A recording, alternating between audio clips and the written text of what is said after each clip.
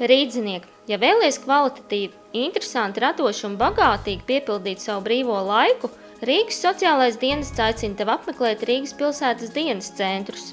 Dienas centros ir iespējams saņemt informāciju par dienas centru darbību un citiem sociālās palīdzības veidiem, saņemot sociālā darbinieka, psihologa un citu speciālistu konsultācijas, saturīgi pavadīt brīvo laiku, kopīgi darboties atbalsta un pašpalīdzības grupās, piedalīties rokdarbu, mākslas un citās radošajās darbnīcās, nūjot, vingrot, dziedāt, dejot, gleznot, noklausīties vieslektoru lekcijas, mācīties strādāt ar datoru, apgūt dažādas valodas, kopīgi svinēt svētkus, kā arī apmeklēt kultūras, sporta pasākumus un kopīgi doties ekskursijās.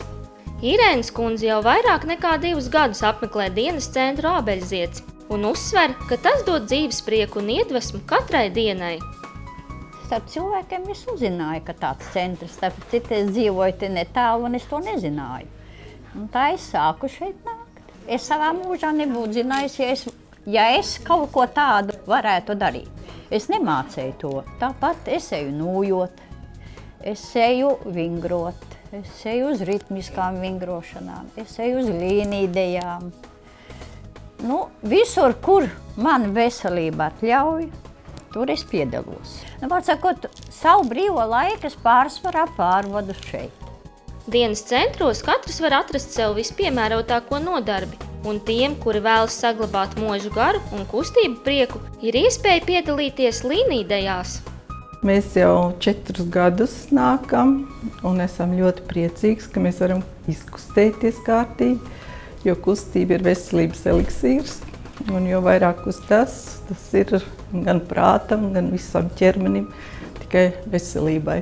Intensīvi nodarbojoties, mēs paši ļoti labi jūtamies. Mēs nākam izkustēties, nākam sadraudzēties, mums nav jāsēd mājās 4 sienās, mums ir sirdslieta, tā dejošana.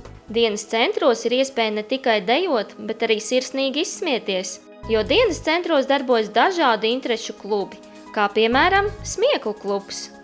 Ar smiekliem ārstējās, un to es zinu jau ļoti sen, jo vienmēr pati meklēju prieku dzīvē un smieklus.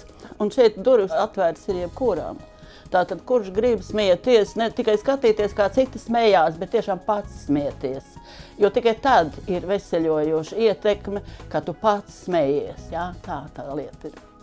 Ja jums patīk daba un iedvesmas meklējuma krāsās, esat laipni aicināti apmeklēt dienas centru mākslas nodarbības. Pieredzējuši mākslinieki jums sniegs padomus, kā mākslu ne tikai ieraudzīt, bet arī sajust un radīt.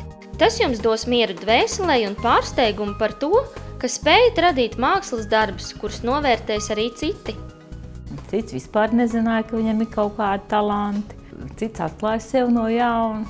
Un katrā ziņā mēs esam ļoti pateicīgi par tādu iespēju, kad mēs šeit varam satikties un arī pakomunicēt savā starpā.